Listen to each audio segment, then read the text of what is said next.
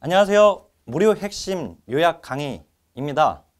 본 강좌는 시험 직전에 우리 선생님들이 이제 그간에 공부했던 내용을 마무리하는, 그래서 최종 점검하는 그 강의로 활용하실 수 있게끔 준비를 했고요. 그리고 시험을 이제 막 준비하시는 선생님들의 경우에는 영역별로 각 영역에서 다루고 있는 내용, 그걸 이제 큰 그림으로 한번 살펴볼 수 있게끔 하기 위해서 이 강의를 준비를 했습니다. 각 영역별 1시간씩 강의를 진행하기 때문에 총 8강자로 진행을 하게 되고요. 그러다 보니까 아주 세부적인 내용들은 다루지는 않을 거고요.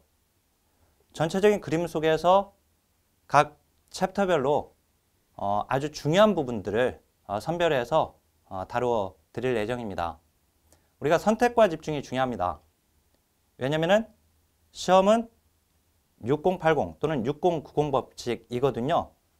즉 60%만 넘기면 되는데 80%, 90% 이상이 시험에서 나왔던 부분을 재응용하고 변경해가지고 시험에 출제가 됩니다. 그러니까 시험에 무조건 나오고 있는 부분들을 우선은 공부를 해야지 합격 점수 120점을 채우기가 용이한 거예요. 그 다음에 이제 중요도 2순위 그리고 3순위에 걸쳐서 정리를 하시면 그러면 이제 합격을 가장 정확하게 그리고 빠르게 할 수 있습니다. 자, 이 강의는요. 통합 이론서를 가지고 이 수업을 들으실 수 있고요. 그 다음에 1급 합격생 핵심 요약 노트를 가지고 이 강의를 들으셔도 상관은 없습니다. 자, 다시 한번 말씀드립니다. 이 강의는 시험을 이제 막 준비하시는 선생님들이 이 강의를 보시게 되면 우리 1급 시험에서 각 영역별로 전체적인 그림, 틀을 잡고 그리고 거기에서 각 챕터별로 중요한 부분들을 미리 한번 볼 수 있다라고 하는 것이고요. 그 다음에 이제 시험을 이제 앞두고 그간의 공부를 지금 우리 모두의 자격증에서 계속 공부해 오신 우리 선생님들의 경우에는 이 강의로 마무리, 최종 점검을 다시 한번 해볼 수 있는 강의입니다. 자, 그러면 첫 번째 이번 시간에 인간행동과 사회환경 먼저 진행하도록 하겠습니다. 자, 인간행동과 사회환경은 크게 세 개의 기둥으로 이루어져 있습니다. 하나는 인간 발달 단계, 그죠? 전생애적 주기. 그래서 태아기부터 노년기까지이고요. 그 다음에 두 번째 기둥은 성격이론이죠. 이 성격이론은 인간행동을 설명하는 주요 이론 해서 프로이트부터 매슬로우까지 있습니다. 그 다음에 환경에 대한 이해로 해서 사회체계론, 즉 체계론과 생태체계론, 그리고 체계론적 관점에서 본 가족, 집단, 조직, 지역사회, 문화 이렇게 이루어져 있어요. 자, 그러면 우선은 제1장에서요. 인간행동 발달과 사회복지라고 하는 거, 자, 1장에서 보면 환경 속의 인간이 먼저 정리가 되어 있죠. 이 환경 속의 인간행동과 사회환경이니까요. 인간환경을 다루게 되는데 인간환경을 둘 다 우리는 균형 있게 다룬다라고 하는 것이죠. 듀얼 포커스. 그죠? 어느 하나가 어느 하나를 지배한다. 그러면 안 되죠? 둘 다 중요해. 인간과 환경의 상호 균형을 얘기합니다. 그 다음에 1장에서는요. 이 발달의 개념이 나오는데 이 발달의 개념을 보면 전생애적 발달이죠. 그래서 끊임없이 전체적인 변화입니다. 전인적 측면의 변화이죠. 끊임없이. 그리고 양적 변화 플러스 질적 변화, 그리고 상승적 변화 플러스 하강적 또는 퇴행적 변화, 그리고 유전 플러스 환경, 그죠? 생물학적 요소 플러스 환경적 요소, 그리고 내적 변화 플러스 외적 변화. 자, 이것을 우리 시험에서 보면 무엇보다 무엇이 주도하는 자꾸 이렇게 나와요. 그러면 틀립니다. 자, 그리고 1장에서 또 중요한 부분이 발달 유사 개념인데 성장 성숙 학습, 이것은 모두 발달의 일부분을 설명하는 거죠. 즉 성장 성숙 학습은 발달에 모두 포함되는 개념입니다. 자, 그래서 성장은 양적 확대. 그런데 이것은 일정한 시기가 지나면 정지되죠. 예. 발달은 끊임없이 발달되지만 얘는 신체적 측면에 국한된 설명입니다. 성숙은 유전적 기제에 의한 신체 심리적 변화이죠. 자, 학습은 특수한 경험 훈련. 그리고 외부 자극이나 조건의 결과로 개인 외적 변화가 아니라 내적 변화. 자, 그리고 제1장에서 가장 중요한 게 뭐예요? 발달의 원리죠. 그래서 이 발달의 원리, 전생애적 발달이고요. 성장률의 차이 있고 속도 불균등성입니다. 일정한 방향이 있다 보니까 발달이 자꾸 일정한 속도가 있다. 이렇게 나오는데 틀려요. 일정한 방향입니다. 일정한 순서입니다. 일정한 순서가 있기 때문에 예측이 가능한 거예요. 발달은. 그죠? 그 다음 분화와 통합 과정이죠. 미분화되었던 것이 분화되고 분화되었던 것이 통합되는 거죠. 그래서 미숫가루 분말통. 미분화, 분화, 통합. 그죠? 자, 일정한 순서 방향성에서요. 상체에서 하체, 즉 상부에서 하부, 중심부에서 주변부, 그리고 전체 활동에서 특수활동. 이거 잘 알고 있어야 하고요. 그 다음 점성원리, 결정적 시기. 자, 정리 잘 하시길 바라겠습니다. 자, 근데 이 발달은 이 발달 단계가 존재하는데 그 학자들이 구분한 발달 단계, 이걸 이제 잘 알아야 돼요. 이건 이제 우리 전생애적 주기, 이 태아기부터 노년기까지의 이 과정은 각 단계마다 학자들이 어떻게 구분했는지가 굉장히 중요합니다. 그래서 자, 우선은요. 자, 태아기, 그 다음에 영유아기, 그 다음 학령전기, 자, 아동기, 청소년기, 자, 청년기, 중장년기, 그리고 노년기까지 이렇게. 그리고 각 학자들이 어떻게 구분했는지가 중요해요. 먼저 프로이트. 자, 물론 이제 나이는 0세에서 2세까지, 그리고 3세에서 6세, 그리고 7세에서 12세 초등학교식입니다. 청소년기는 13세에서 18세 중고등학교식이거든요. 그 다음에 청년기는 19세부터 39세까지, 그리고 중장년기 40세부터 64세까지, 그리고 노년기 65세 이상입니다. 이건 책마다 학자들마다 이걸 다르게 구분하고 있는데요. 제가 이렇게 구분하는 방식이 맞아요. 무슨 말이냐면 우리 시험 기준으로 봤을 때 우리 시험이 이렇게 문제가 출제가 되고 있거든요. 딱 이 구분으로 우리가 알고 있으면 됩니다. 물론 이제 시험에서 시험 문제를 낼 때 유아기라고 해놓고서 3세, 6세 이렇게 집어넣으면 아, 학령전기를 지금 말하고 있구나 이렇게 생각하시면 되고요. 자, 그러면 이제 먼저 프로이트 것부터 보면은요. 프로이트는 자, 구강기, 그 다음에 학문기, 남근기. 이 학문기, 남근기가 학령전기에 들어가죠. 그죠? 구학남, 잠재기, 생식기까지. 프로이트는 이렇게 구분을 했죠. 구학남, 잠생. 자, 그리고 에릭슨으로 가게 되면요. 자, 에릭슨은 신뢰감 대 불신감의 시기. 이걸 이제 신자솔 그대로 가면 돼요. 신자솔. 그죠? 신자라면 솔선수범해야 한다. 이게 이제 주도성이라고 했죠. 자율성 대 수치심. 그 다음에 솔선성 대 죄의식. 그 다음에 이 시기, 아동기는 어느 시기보다도 근면한 시기예요. 근면성 대 그 다음에 열등감. 자, 청소년기는 굳이 안 이어도 된단 말이에요. 청소년기는 자아 정체감 대 정체감 혼란이죠. 청년기는 결혼이 발달 과업이거든요. 중요한. 결혼을 위한 심력 기제 뭐예요? 친밀감이죠. 친밀감 대 고립 또는 이걸 소외라고 합니다. 중장년기는 어느 시기보다 생산성이 높아요. 그래서 생산성 대 침체이고요. 노년기가 자통 대 절망입니다. 이렇게. 그래서 전생애적 발달 단계로 구분을 했죠. 누가? 에릭슨이. 그죠? 자, 우리 지금 이렇게 지금 시작하고 있습니다. 자, 그 다음 피아제는요. 감정구형으로 구분을 했습니다. 감정구형. 자, 여기 감 그리고 전, 구, 형. 그래서 여기가 학령전기가 전주잡기의 전 개념적 사고 단계와 그 다음에 직관적 사고 단계 이렇게 구분을 했죠. 네, 우리 시험에서 이제 전주잡기 특징으로 그냥 시험에 나옵니다. 구체적 주잡기, 형식적 주잡기까지. 그러니까 프로이트와 지금 여기 피아제는 딱 청소년기까지 지금 언급하고 있는 걸 볼 수가 있어요. 그죠? 그 다음에 여기다가 이제 한 사람을 추가를 시켜야 돼. 누구? 콜버그. 그죠? 콜버그는요, 아동기를 기준으로 해야 돼요. 여기가 이제 인습적 수준입니다. 자, 그러니까 콜버그는요, 인습적 수준을 10세에서 13세. 요렇게. 여기가 이제 아동기가 그러니까 인습적 수준이고, 그 다음에 아동기 이후는 이제 후 인습적 수준이 되는 후. 그 다음에 아동기 전은 전 인습적 수준이 되죠. 그러니까 지금 학령전기 여기는 전 인습적 수준이에요. 청소년기는 후 인습적 수준이고 여기가 그리고 이제 아동기가 전 인습적 수준이다. 아니 인습적 수준이다. 여기를 딱 잡아야 돼요. 이거 누구예요? 콜버그.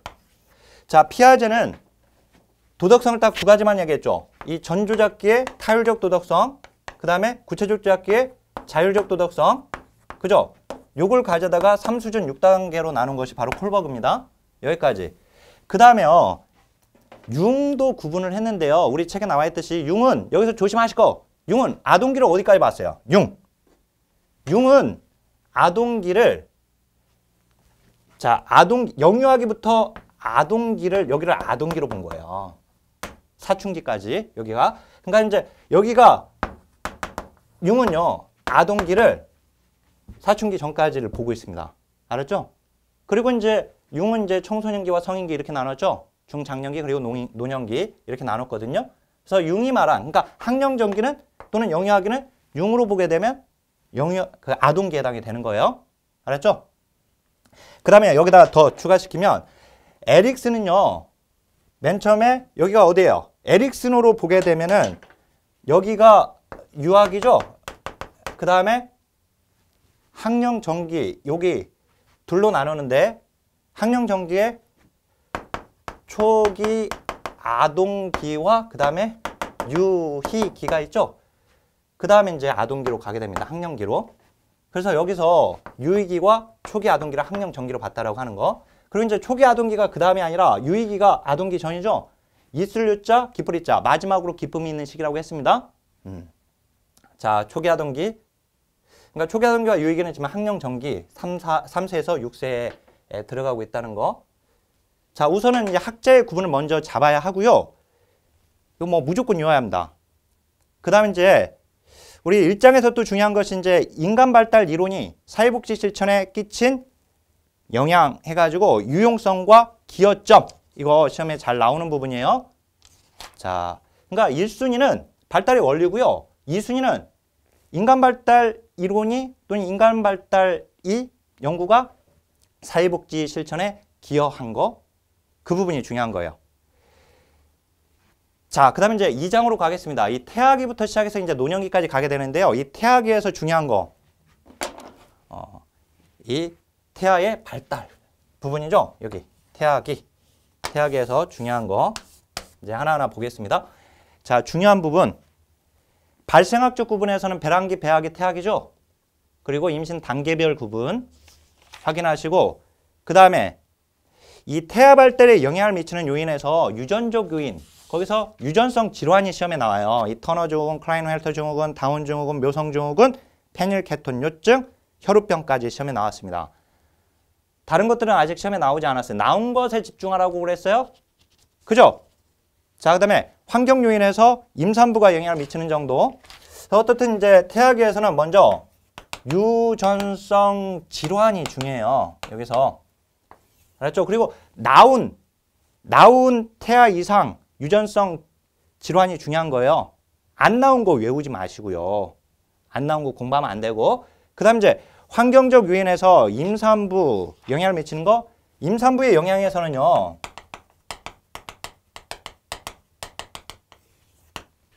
여기서는 교육 정도는 영향을 미치지 않는다.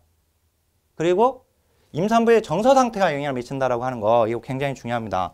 따라서 임산부의 정서 상태에 영향을 미치게 되는 사회 경제적 요인이나 또는 남편과의 관계나 이것도 영향을 준다라고 하는 겁니다. 자, 그다음에 영유아기로 가게 되면은요. 영유아기 안에는 뭐가 들어가 있죠? 이 안에 신생아기가 들어가 있어요. 그죠? 신생아기는 2주까지 또는 발달 심리학은 4주까지 봅니다. 의학적으로는 2주까지 보고. 그래서 이제 신생아기에서 중요한 것이 반사운동이 있다라고 하는 거. 그래서 오빠 몰라 모르 반사. 그죠? 밥인스키 반사. 그죠? 밥인스키 반사. 연화 반사. 순목 반사. 이런 것들 잘 알고 있어야 하고요. 그 다음에 이 시기 감각운동기. 지금 피아제 감각운동기인데 피아제와 이넬더가 여기를 6단계로 더 나눴죠. 반사기부터 통찰기까지 그 내용 잘 알고 있어야 하고 특히 2차 도식 협응기가 뭐예요? 의도적이고 목적 지향적인 행동에 출현했다라고 하는 거. 그리고 2차 순환 반응은요. 2차 순환 반응기는 4개월에서 8개월이거든요. 따라서 대상부재 상태에서 여기서 벗어나게 되죠. 대상부재 상태는 6개월까지가 대상부재 상태이고 6개월을 지나가면서 대상부재 상태에서 벗어나게 됩니다. 자, 그리고 여기 영유아기에서 중요한 거 대상 영속성 그리고 애착 그죠? 그리고 애착과 관련되어 있는 거 낯가림 다음에 분리불안이죠? 낯가림은 5, 6개월 그 다음에 분리불안은 9개월경 대상형 속성이 어느 정도 형성되었을 때 그죠? 분리불안 자 거기까지 잘 알고 계시고요. 이때 이제 언어 발달은 자기 중심적인 언어를 사용하게 되고요. 자, 특히 이제 애착에서 아인스워드의 애착 유형이 시험에 출제가 되기도 했었기 때문에 해당 부분 참조하시고요. 그 다음에 이제 학령전기로 가겠습니다. 학령전기는 자, 여기는 이제 학자들이 지금 둘로 나눴거든요. 보면 이렇게 나눴잖아요. 지금 둘로. 난근기, 그러니까 항문기와 난근기 들어가 있고 자율성대, 그 다음에 솔선성대 이게 들어가 있죠. 그 다음에 전조작기 들어가 있고요. 자, 그러면 이 학령전기는 3세에서 6세까지인데 여기가 제1의 반항기입니다. 이 자율성이 만들어지니까 부모 입장에서 보게 되면 반항하는 걸로 보이는 거예요. 이게 3다의식이죠. 말 많고 행동 많고 반항 많이 하는. 그죠? 우선은 이게 딱 나오면 이제 연령이 딱 나오면 아 이게 학자들의 어느 시기구나 이렇게 바로 나와줘야 돼요. 자, 그리고 아까 우리가 이 영유아기가 제1의 성장급등기인데 이제 청소년기가 제2의 성장급등기죠. 이 학령전기는 여기 성장이 급격히 발달하다가 여기서 이제 완만해지게 되는 시기예요. 학령전기. 자, 학령전기에서 중요한 거 그 자율성이 발달한다고 하는 거 자아 통제. 학문기와 관련되어 있습니다. 응가를 참는 것과 관련되어 있죠. 이것이. 그 다음에 또 하나가 중요한 게 학령전기에서 우선 이제 이게 전주잡기에 해당되니까 전주잡기의 특징이 이제 중요한 거예요. 전주잡기의 특징. 여기 학령전기 전조잡기의 특징. 이거 굉장히 중요하고요.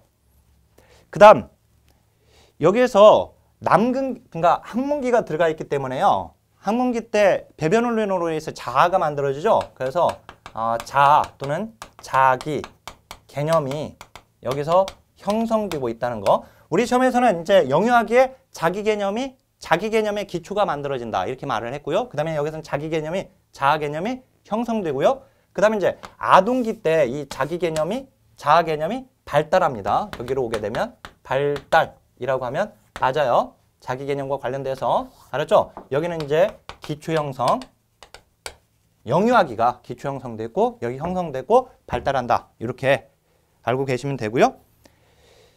그 다음 요게 이제 성역할 인식이 학습된다는 거 굉장히 중요하죠? 성역할 인식이 여기서 생긴다. 왜 그래요? 바로 난근기, 웨디푸스 컴플렉스 때문에 그렇습니다. 자, 웨디푸스 컴플렉스 때문에 이제 초자아가 나오면서 기초적인 도덕성이 또 발달하게 되고요. 자, 그 다음 아동기로 가겠습니다. 이 아동기, 프로이트의 잠복기, 에릭슨의 학령기, 즉 근면성대 열등감, 피아제의 구체적 주작기, 콜버그의 인습적 수준으로 드디어 왔죠. 이제 초등학교 시기인데요. 이 시기에 11세, 12세경의 여아가 더 남아보다 우세하다라고 하는 거. 그죠? 그 다음에 이제 구체적 조작기, 여기가 구체적 조작기, 인지발달과 관련해서는요. 이제 뭐 피아제 인지발달하고 무조건 연결시켜야 돼요. 뭐 시험 굉장히 잘 나오는 부분들이니까요. 이건. 그죠? 그래서 보존분류, 조합기술, 서열화, 탈중심화 뭐 이런 것들. 그다음에 여기서 이제 자기 개념이 발달한다고 했습니다. 그다음에 학교 병원과 또래 집단의 영향이 이제 중요해지기 시작하고요. 그죠? 또래 집단. 그리고 이제 여기가 단체놀이죠. 여기는 단체놀이. 먼저 이 학령정기 때 두 가지가 있었죠. 놀이. 그 다음에 이게 집단 놀이로 발전하고요. 이건 지금 학령정기의 놀이입니다. 그리고 이게 아동기 때 단체놀이, 팀스포츠로 오게 된다라고 하는 사실 같이 알고 계시고요. 그 다음 청소년기로 넘어가겠습니다. 이 청소년기 중학교, 고등학교 시기거든요. 여기가. 자, 청소년기를 일컫는 용어들이 굉장히 많죠. 이것도 이미 시험에 나온 적이 있었는데요. 근데 우리가 중장년기도 일컫는 용어들이 많아요. 그래서 이 청소년기가 제1의 사춘기고 중장년기가 제2의 사춘기라고 하는 것도 잘 기억하고 있으면 좋겠습니다. 그 다음 이제 이 청소년기에 중요한 거 2차 성징이 출현한다라고 하는 것입니다. 여기 1차 성징이 아니에요. 그죠? 2차 성징. 그리고 당연히 피아제의 형식적 조작에 해당이 되는 것이니까 형식적 조작의 특징 굉장히 중요하고요. 자, 그 다음에 여기서 섭식장애 또는 거식증. 이거 누구한테? 남자보다는 여자에게. 그죠? 이 체중에 민감한 건 여자잖아요. 그래서 이제 여자 청소년에게. 자, 그리고 보통 처음에 이제 초경은 12세, 13세경에 시작되고 처음에는 배란이 되지 않을 수 있어서 초경후에 18개월이 지나 임신이 가능하다라고 하는 것도 시험에 나온 적이 있었죠. 그죠? 자, 기출문제 문장 굉장히 중요해요. 알았죠? 그 다음 이제 이 청소년기에 마르샤 나오죠? 마르샤가 자아정체감이라고 하는 것을 이제 분류시켰죠. 그래서 마샤의 정체감 유형. 이거 반드시 기억하고 있어야 돼요. 위기를 경험했느냐, 전념했느냐, 이렇게 구분하셔가지고 반드시 알고 있어야 하고요. 그 다음, 청소년기에 또 중요한 것이 또래 집단 이제 영향력이 아동기보다 더 강해지죠? 그죠? 그 다음에 이제 청년기로 가게 되면, 자, 이 청년기, 자, 이 시기는 결혼 전과 결혼 후로 나눌 수도 있지만, 근데, 그렇게 시험에 나눠서 나오지는 않습니다. 자, 이 청년기의 신체, 인지, 정점이죠? 그 다음에 이때도 자율성이 발달해요. 부모로부터 독립한다라고 하는 거. 그 다음에 애정 발달한다. 자, 이때 특히 이 친밀감이에요. 친밀감. 이 결혼과 이성교제와 결혼을 위해서 필요한 심리적 기제. 바로 친밀감이거든요. 그리고 또 하나. 성역할 정체감이 여기서 확립되죠? 확립된다는 거 굉장히 중요합니다. 여기서 성역할에 대한 인식은 언제 생겼어요? 아까 어디? 학령정기, 그죠? 난근기, 웨디푸스 컴플렉스의 결과로 나타나게 되는데요. 근데 성역할 정체감이 확립된다. 바로 청년기입니다. 자, 그리고 직업을 선택, 준비, 생활 유지죠? 여기는. 중장년기로 가게 되면은요. 그리고 이제 청년기는 주로 청년기까지는 사고로 죽습니다. 사망 원인. 근데 중장년기로 가게 되면 뭘로 죽어요? 이제 질병으로 죽습니다. 알았죠? 사망 원인. 자, 그리고 중장년기는요. 폐기 제시한 거 지혜 중요시해라. 대인관계 사이화해라. 정서적 지적 융통성 가져라. 라고 하는 것과 더불어서 이 시기 성적 변화, 남녀 모두 성적 능력 저하가 이루어지게 되고요. 그 다음에 여성의 경우에 갱년기, 즉 폐경기죠. 남성의 경우에 심리적 폐경이라고 해요. 이 중년기 위기를 경험하게 됩니다. 자, 근데 호르몬 가지고 장난쳐요. 여성은 에스트로겐, 남성은 테스토스테론 또는 안드로겐입니다. 그리고 여성이 더 뚜렷하게 갱년기를 경험하게 되죠. 이 폐경을 겪게 되기 때문에요. 그리고 신체적으로 번혈증, 안면 홍조 등이 나타납니다. 자, 그리고 이 시기 문제 해결 능력 정점이다. 그죠? 문제 해결 능력이 정점이다. 본래 청년기가 신체적, 인지적 발달에 있어서 이제 정점인데, 근데 정점 여기 중장년기 있어요. 그리고 결정성 지능은 계속해서 증가된다라고 하는 거, 유동성 지능은 감퇴되지만, 자, 그래서요, 우리가 지능에서 이 결정성 지능은 장년기에도 계속해서 증가되고요. 그리고 중장년기에 사회적 발달에서 빈 껍데기, 빈둥지 증후군 이게 중요하죠.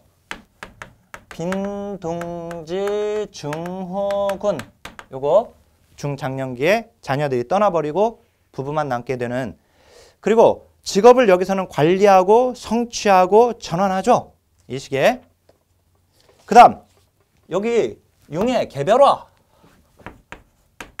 개별화 바로 개성화라고도 합니다. 자아의 초점이 외적이고 물적인 것에 내적이고 정신적으로 바뀌는 것을 얘기하죠. 그죠? 개별화, 개성화. 그리고 양성성이 여기서 시작되고요. 그 다음에 중장년기부터 원시현상이 나타나기 시작해서 노년기에 이제 뚜렷해지게 되고요.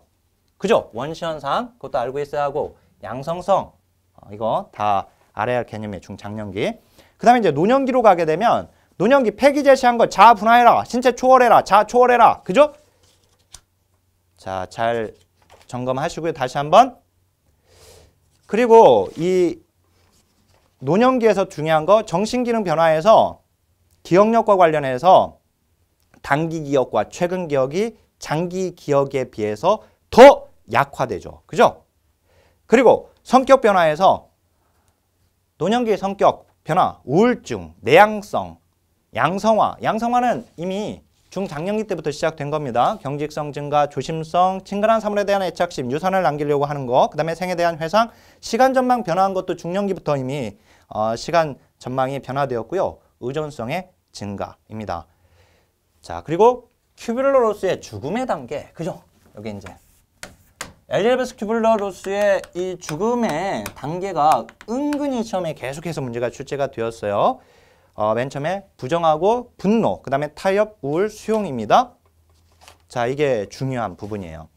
물론 이제 제가 지금 여기서 설명한 거 말고도 중요한 것들이 있긴 하지만 우선은 이런 내용들이 시험에 잘 나오고 있음을 볼 수가 있어요. 그 다음 이제 자, 여기까지 지금 설명한 것이 인간의 발달 단계에서 태아기부터 노년기까지 지금 설명을 한 겁니다.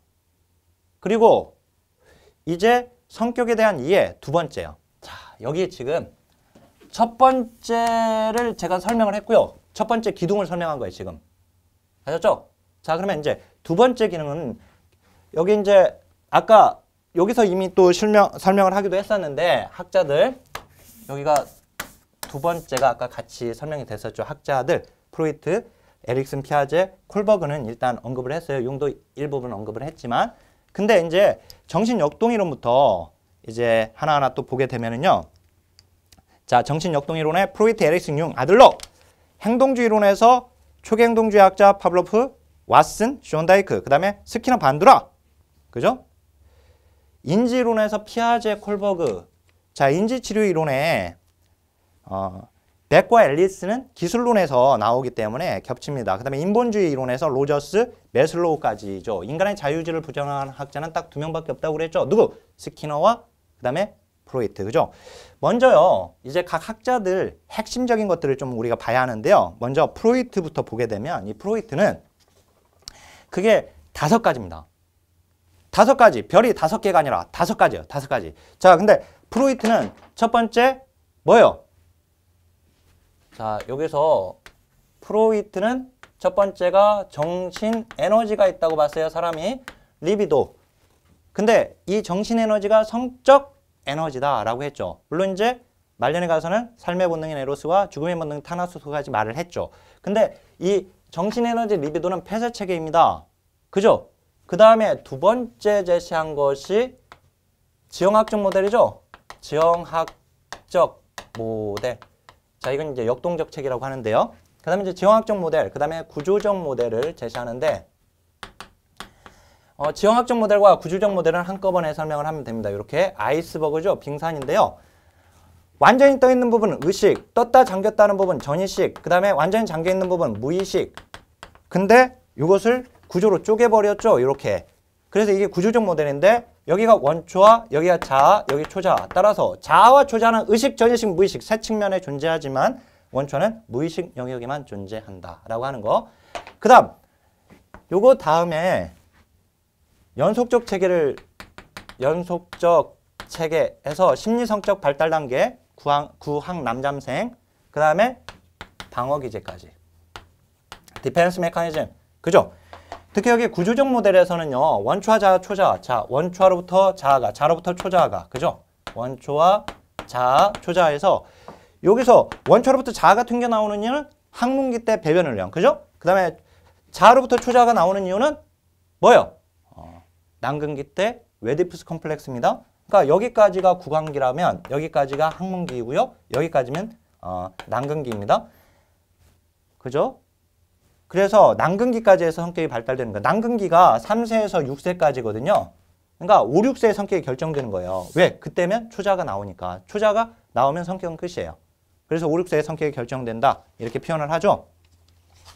자, 그리고 이 프로이트에서 또 중요한 것이 그 방어기제의 종류들 시험에 나왔던 것들 위주로 보시면 됩니다. 자, 이게 프로이트고요. 그 다음 에릭슨으로 가게 되면 물론 이제 프로이트 이론의 한계점도 시험에 출제가 되고 있는 부분이 있고요. 그 다음에 에릭슨은 이미 설명을 했는데요. 에릭슨은요, 이 단계가 중요해요. 그리고 에릭슨은 점성 원칙을 가정하고 있는 거죠. 우선은. 그죠? 점성성 가정하고 있습니다. 점성성은 뭐라고 그랬죠? 사다리를 밟고 올라가는 것처럼. 그죠? 이후의 발달은 이전 발달을 딛고 올라간 거예요. 자, 이 강의를 지금 시험을 이제 막 준비하려고 하는 상황에서 이 강의를 들으시면 당연히 기본 강의를 이제 차근차근 들으시면서 공부를 하시면 됩니다. 이건 이제 전체적인 틀로 한번 들으신 다음에 그 다음에 기본 이론 강의 차근차근 들으셔야 하고 시험이 이제 정말 얼마 남지 않은 상황에서는요. 그때는 1급 합격생 핵심 요약 노트로 핵심 요약 강의라도 반드시 들으세요. 32강밖에 안 되기 때문에 그 뭐 3일씩만 들어도 3강씩만 들어도 10일이면 다 듣습니다. 자, 이론적 이해가 있고 그 다음에 해당 부분에 나온 기출문제를 전부 풀어버리면 되거든요. 자, 그러면 계속해서 보면은 그래서 에릭슨에서는요. 유아기부터 노년기까지 가는 거 외워야 하고 그 다음에 신뢰감 대 불신감부터 자아 통합 대 절망까지 가는 거 외워야 하고 그 다음에 긍정적 자아 특질까지 외워야 하고 그 다음에 프로이트의 구황 남잠생하고 연결되는 거 외워야 하고 그 다음에 마지막으로 주요 관계 범위 외우면 끝. 그죠? 그게 1순위예요. 자, 그 다음에 융으로 가겠습니다. 융은요. 이 주요 개념이 중요합니다. 융은 이제 의식과 무의식으로만 나눴어요. 그죠? 그 다음에 무의식을 개인무의식과 집단무의식으로 나눈 겁니다. 그죠? 그래서 융은요. 이렇게 의식과 그 다음에 무의식으로 나눴죠. 그 다음에 무의식을 개인무의식과 집단무의식으로 나눴고요. 그 다음 여기가 중심이 셀프죠. 그 다음에 의식의 중심은 뭐예요? 이고죠. 이 자아와 자기를 구분했다는 사실 굉장히 중요하고요. 그 다음 용어에서 보면 컴플렉스나 또는 원형, 인류 역사를 통해 물려받은 정신적 소행이죠. 그죠? 모든 인간에게 보편적으로 존재하는 겁니다. 개인마다 차이가 있다라고 하면 틀리죠? 그죠? 모두가 동일하게 가지고 있는 거예요. 그 다음 페르소나, 자아의 가면, 아니마, 아니모스. 이것도 은근히 잘 나오는데, 그죠? 아니마는 머시마. 그러니까 남자 거, 남자의 여성성. 아니무스는 여자의 남성성입니다. 자, 음영이라고 하는 개념.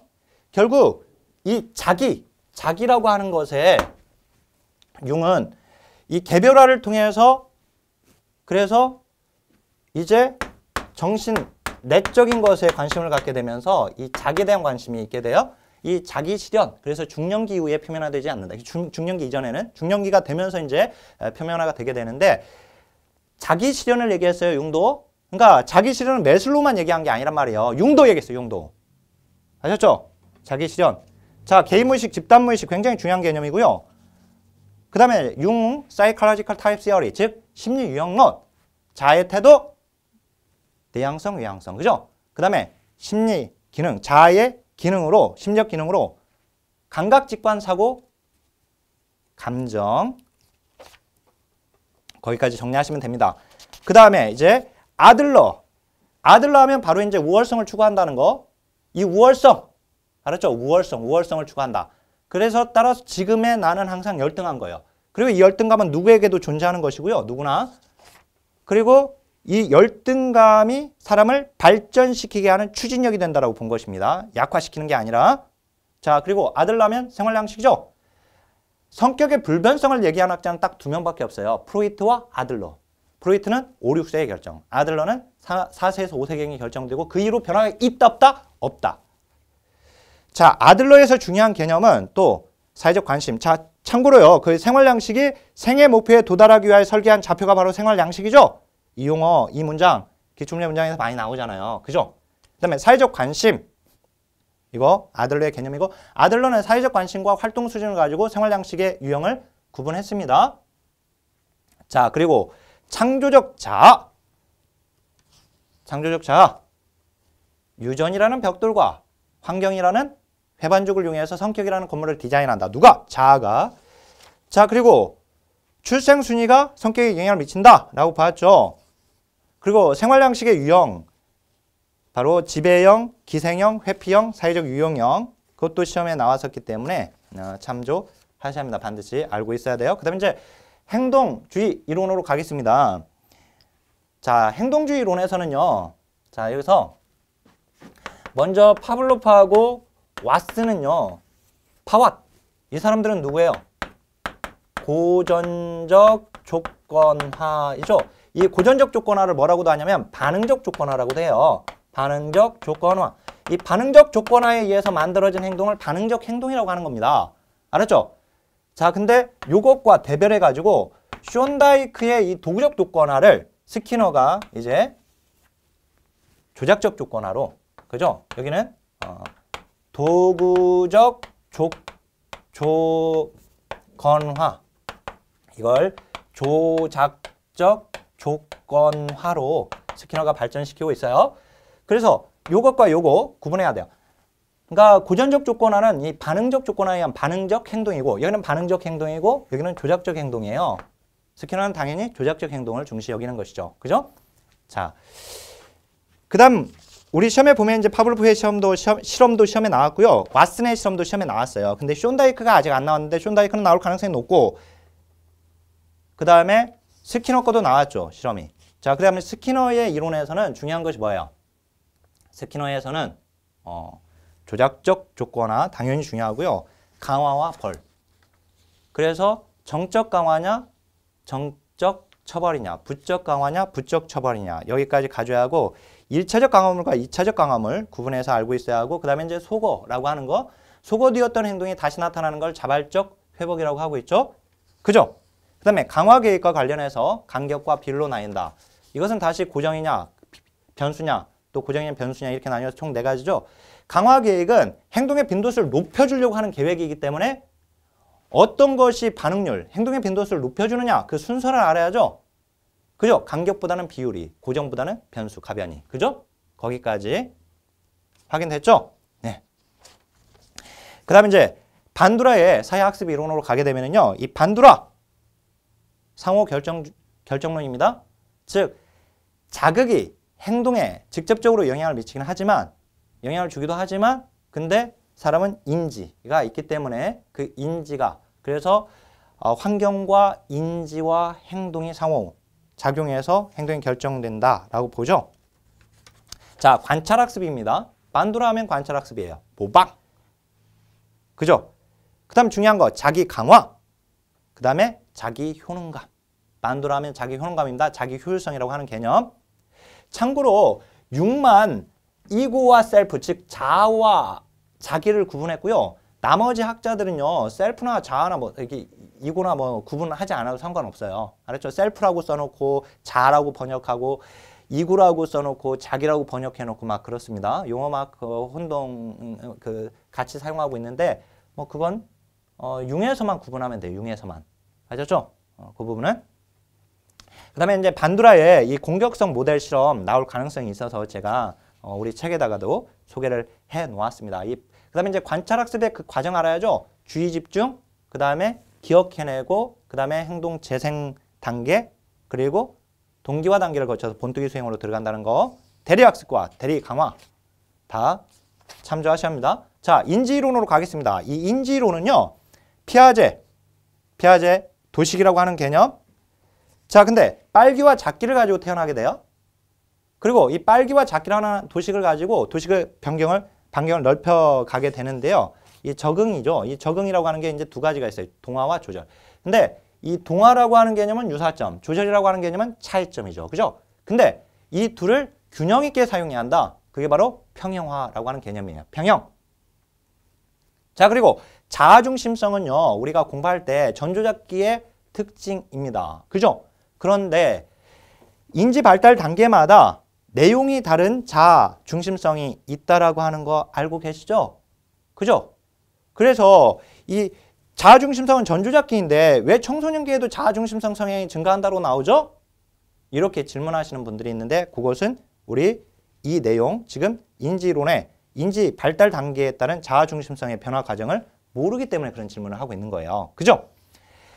자, 그 다음에 우리가 이제 청소년기의 자아중심성 대표적인 게 뭡니까? 뭐예요? 개인적 우화, 상상적 청중이죠. 자, 그 다음에 감정구형에서 피아제의 이론에서 이제 핵심은 뭐냐면은 감전구형. 거기서의 특징, 무조건 알아야 합니다. 시험에 잘 나오거든요. 그리고 피아제 이론의 평가 시험에 나옵니다. 이게 우리 지금 인간행동과 사회환경의 그 학자들 있잖아요. 학자들 모든 학자의 이론 평가가 시험에 나오는 건 아니에요. 근데 시중에 팔리고 있는 이런 객관식 문제집 봐보세요.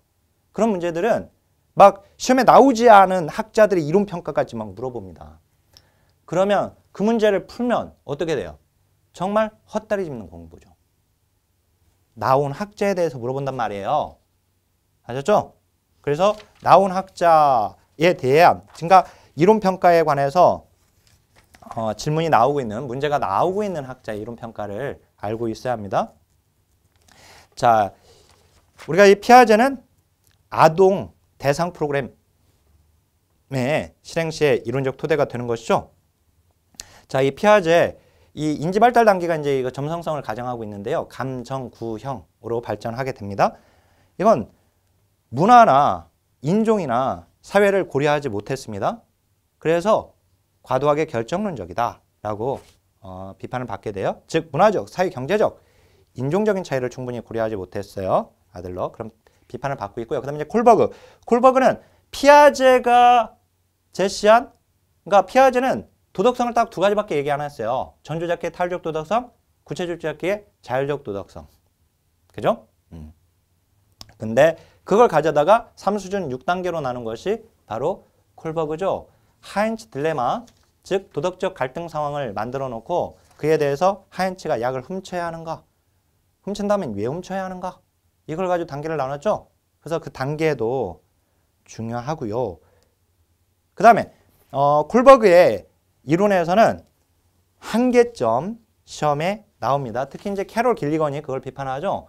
콜버그는 도덕성 발달 단계를 연구할 때 도덕을 곧 저스티스, 즉 정의다라고 정의를 내리고 연구를 한 거죠. 그래서 남자는 4단계까지 법과 질서, 지향, 도덕성, 그죠? 사생결단, 법을 지켜야 한다. 훔치면 안 된다. 이렇게 보죠. 왜?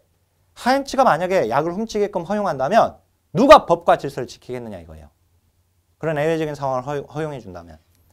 그래서 자, 이 4단계 여기가 이제 남자들이 보통 4단계까지 도달하고 여자들은 3단계다 보통. 3단계가 착한 아이 지향 도덕성. 여기가 바로 대인관계의 조화로서의 도덕성이에요. 여성은 사실 이제 조화, 이 돌봄을 더 중시하니까 지금 3단계에 도달하고 있는 것인데요. 이 시기에는 약을 훔친다. 왜? 만약에 안 훔치면 인정머리 없는 남편이다라는 비판을 받게 된다. 그죠? 자, 어떻든 이제 여자는 3단계, 남자는 4단계. 그래서 여권주의자에게 비판을 받고 있는 겁니다. 자, 인본주의 이론으로 가겠습니다. 이 인본주의, 로저스 현상학 이론과 그 다음 매슬로우 욕구 단계 이론이죠. 그죠? 욕구 위계 이론이다. 로저스의 현상학 이론은 현재 상태를 어떻게 인식하느냐. 그러면 과거는, 과거 경험도 현재 그것을 어떻게 해석하느냐. 그게 중요하다고 보는 것이죠. 그죠? 현상학. 그리고 로저스의 이론에서 주요 개념, 자기. 그죠? 현실자와 이상적자, 불일치할 때 자기가 디펜스 메커니즘, 즉 방어 기제를 사용하게 된다. 여기서는 부정과 왜곡을 사용하게 되죠. 자, 그리고 성격 발달에서 긍정적 존중, 그 다음에 무조건적 긍정적 존중, 그 다음에 완전하게 기능하는 사람. 5가지. 그죠? 충실한 개는 신뢰할 수 있으니까 창산해내 가지지 말고 자유를 줘라. 요거. 이론 평가가 이것도 나와요. 로저스의 현상학 이론에 근거해서 만들어진 모델이 클라이언트 중심 모델입니다. 클라이언트 중심 모델은 사회복사가 비지시적이죠. 역할 없는 상태가 되는 거. 치료자는. 자, 그 다음에 매슬로우 욕구계층 이론인데요. 마지막으로 매슬로우는요. 이 욕구단계 이론에서 우리가 알고 있는 생리적 욕구, 그 다음에 안전욕구, 소속감과 애정의 욕구, 자존감의 욕구, 그리고 자아실현의 욕구잖아요. 이걸 둘로 나눴죠. 성장욕구와 그 다음에 기본적 욕구, 즉 결핍성 욕구로. 성장욕구는 딱 하나밖에 없죠. 메타욕구. 뭐예요? 자아실현. 그죠? 나머지는 다 기본적 욕구이고요. 즉 결핍성 욕구이고요. 욕구단계 이론에서 위계서열상 배열, 이게 절대적인 것이 아니죠. 예외가 있을 수 있다고 봤죠. 모든 욕구 동시에 존재하고 5가지 욕구 동시에 나타날 수는 없죠. 하지만 한 번에 2가지 이상의 욕구가 나타날 수는 있죠. 그죠? 그 다음에 각 욕구 단계에서의 그 예가 중요하고요. 그 다음에 하위 욕구일수록, 즉 생리적 욕구가 가장 기본적이고 가장 강렬하고 분명한 욕구입니다. 그러니까 그게 먼저 나타나는 거예요. 아셨죠? 자아실현의 욕구가 아니라. 그 다음에 이제 자존의 욕구는 다른 사람이 나를 존경하는 것도 들어가지만 나 스스로 내가 참 가치 있는 사람이다 라고 생각하는 것이 바로 자존의 욕구입니다. 그리고 자아실현인의 특징이 시험에 나오고 있어요. 그래서 그 부분까지 잘 정리를 하고 있어야 합니다. 자, 그 다음에 이렇게 하면 두 번째 틀까지 공부한 거예요. 자, 이제 남아있는 것이 사회체계 이론입니다. 사회체계 이론. 이 사회체계 이론, 자, 환경에 대한 이해예요. 자, 이걸 지금 공부가 안 돼 있는 상태에서 이 강의를 들으시는 경우에는 이제 공부를 하셔야 하잖아요. 앞으로. 그런 차원에서 뼈대를 보고 있다. 인행사에서 다루는 내용들이 바로 이런 내용을 다루고 있구나 라고 생각하시면서 들으시면 돼요. 아셨죠? 그리고 결국은 이제 기본이론 강의를 토대로 해서 하나하나 차곡차곡 쌓아가시면 되는 겁니다. 자, 그러면 사회체계론 이제 마지막 기둥입니다. 세 번째. 마지막 기둥. 자, 일반 체계론에서는 주요 개념이 중요해요. 그래서 개방체계냐 폐쇄체계냐. 자, 여기 우리가 이 개방체계가 엔트로피입니까? 네겐트로피입니까? 네겐트로피죠? 그죠? 그 다음에 이제 폐쇄체계가 엔트로피죠? 요거 이건 기본이고요. 기본 중에 기본, 중요한 내용이고요. 그 다음에 경계, 모든 체계가 가지고 있죠. 그리고 그 경계는 그 정체성을 유지할 수 있게끔 해주는데 침투성을 지닌 테두리죠. 경계가 침투력이 좋다고 해서 무조건 좋은 건 아닙니다. 정체성을 유지하면서. 그래서 우리가 개방체계도 반투과성 경계를 가지고 있다고 표현을 하고 있어요. 그죠? 그 다음에 이제 혼론의 개념, 혼론. 전체로 봤을 때는 부분이고 부분적인 걸로 봤을 때는 전체인 이 이중격 속성을 지니고 있는 것이 혼론이죠. 자, 그다음에 경계의, 자, 아까 경계를 얘기했는데 이 경계의 개방성 정도를 가지고 나누게 되는 것을 뭐죠? 균형과 그 다음에 항상성과 그 다음에 안정상태. 근데 이 균형은 폐쇄체계에서, 그죠? 항상성과 안정상태는 개방체계. 근데 누가 더 개방체계? 안정상태가 더 개방체계. 그죠? 이거 굉장히 중요한 부분입니다.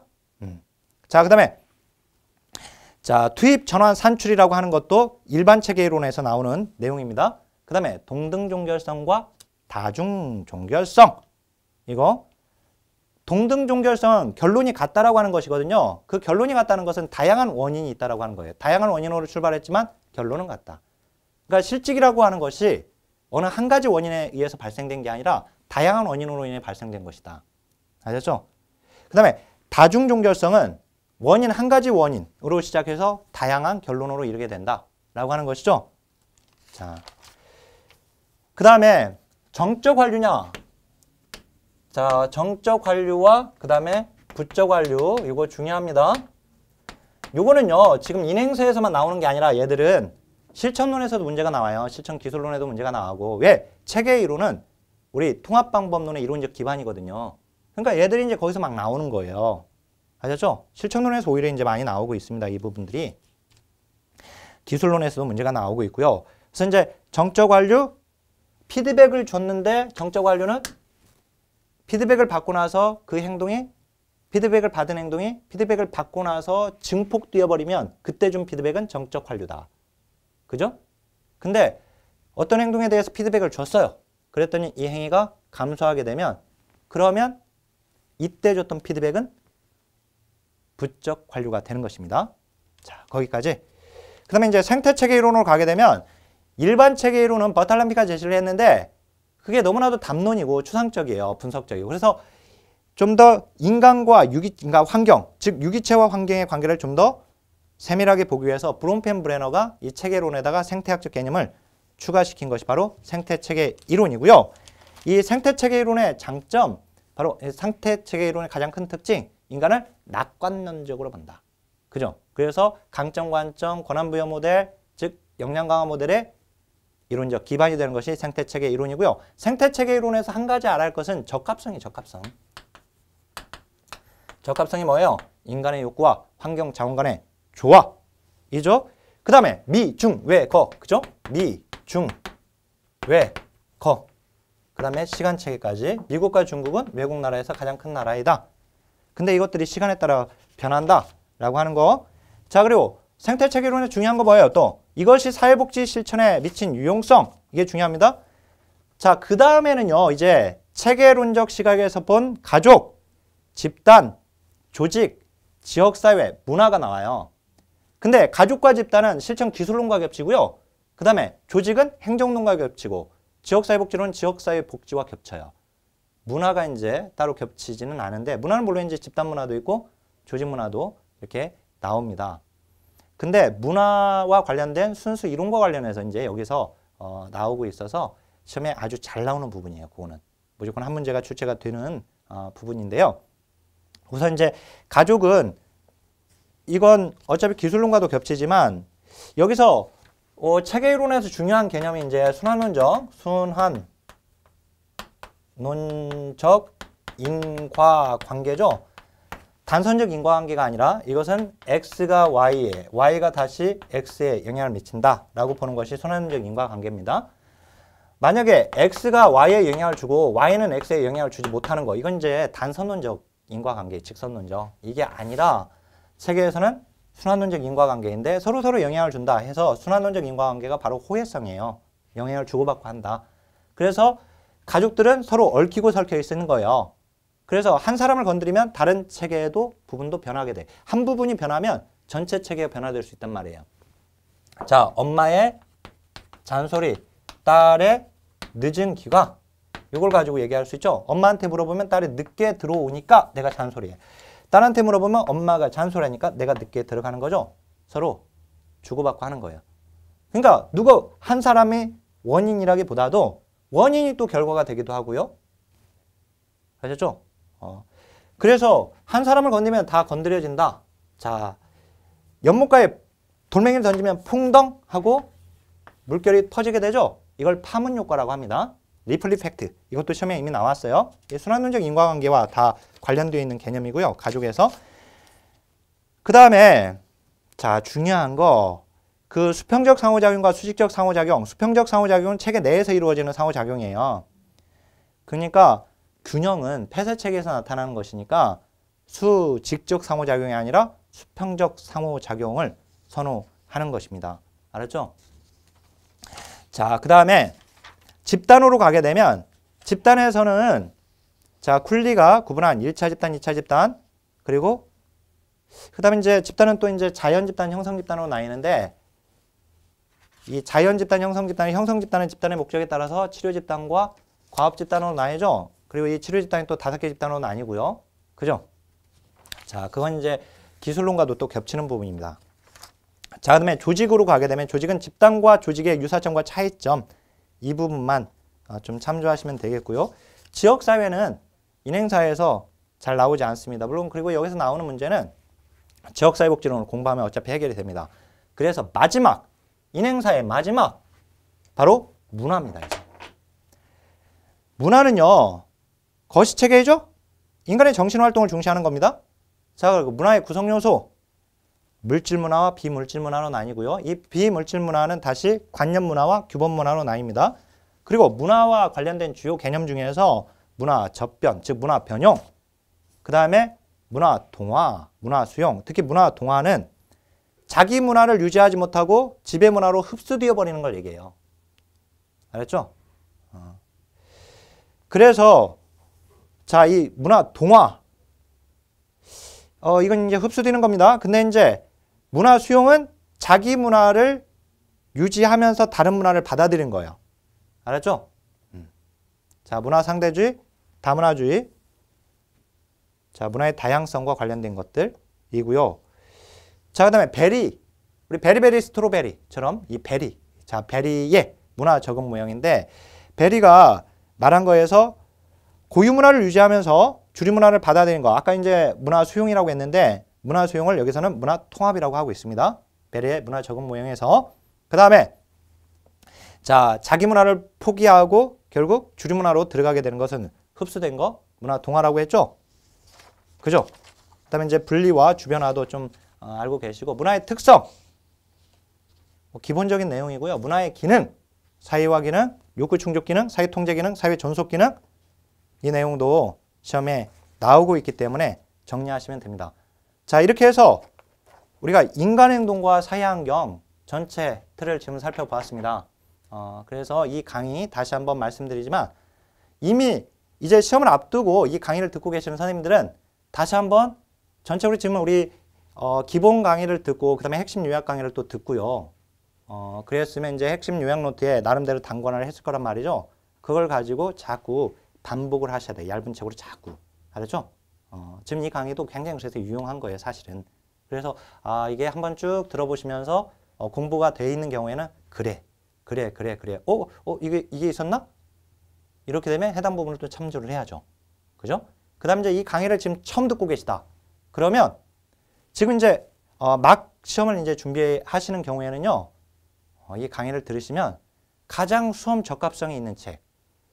수험 적합성이 있다는 것은요. 기본서나 요약 노트에 모두 기출필기가 정확하게 다 되어 있어야 돼요.